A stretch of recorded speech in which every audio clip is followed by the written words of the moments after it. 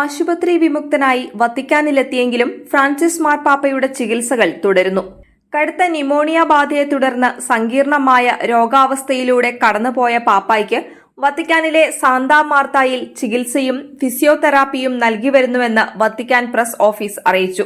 കഴിഞ്ഞ ദിവസവും പാപ്പ ഇവിടെയുള്ള ഒരു ചാപ്പലിൽ അർപ്പിക്കപ്പെട്ട വിശുദ്ധ കുർബാനയിൽ സഹകാർമ്മികനായി.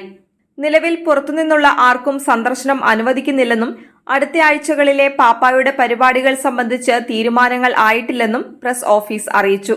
കടുത്ത അസുഖങ്ങളെ തുടർന്ന് റോമിലെ ജെമലി ആശുപത്രിയിൽ 1 മാസത്തിലേറെ ചികിത്സയിലായിരുന്ന ഫ്രാൻസിസ് പാപ്പ തിരികെ വത്തിക്കാനിലെത്തിയെങ്കിലും മുൻപ് അറിയിച്ചതുപോലെ 2 മാസത്തേക്കെങ്കിലും ചികിത്സയോടുകൂടിയ വിശ്രമത്തിലായിരിക്കുമെന്ന് വത്തിക്കാൻ വ്യക്തമാക്കി. ശ്വാസകോശ സംബന്ധിയായ ബുദ്ധിമുട്ടുകളെ തുടർന്ന് ഫെബ്രുവരി 14-നാണ് ജെമലി പോളിക്ലിനിക് ആശുപത്രിയിൽ പാപ്പ പ്രവേശിപ്പിക്കപ്പെട്ടത്. മാർച്ച് 23 ഞായറാഴ്ചയാണ് വത്തിക്കാനിലേക്ക് തിരികെ എത്തിയത്. ഈ ദിവസങ്ങളിൽ പാപ്പായ്ക്ക് വിവിധ മരുന്നുകളും ഫിസിയോതെറാപ്പികളും നൽകുന്നുണ്ടെന്ന് പ്രസ് ഓഫീസ് അറിയിച്ചു. സ്വരം വീണ്ടെടുക്കാനായുള്ള ശ്വസന ഫിസിയോതെറാപ്പി പ്രത്യേകമായി പാപ്പായ്ക്ക് ലഭ്യമാക്കുന്നുണ്ട്.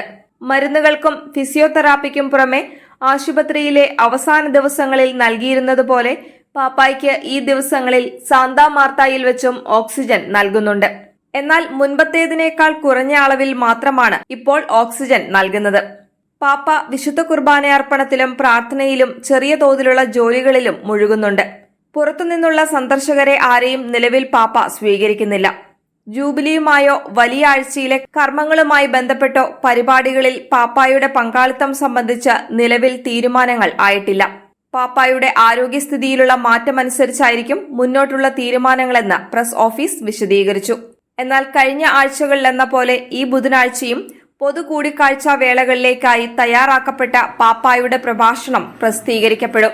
ഇറ്റാലിയൻ പത്രമായ കൊറിയേരെ ദെല്ലെ സെരയ്ക്ക് അനുവദിച്ച ഒരു അഭിമുഖത്തിൽ ഇത്തവണത്തെ രോഗാവസ്ഥയിൽ പാപ്പ 2 ഗുരുതര നിമിഷങ്ങളിലൂടെ കടന്നുപോയെന്ന് അദ്ദേഹത്തെ ചികിത്സിച്ച ഡോക്ടർ സെർജിയോ അൽഫിയേരി പറഞ്ഞിരുന്നു.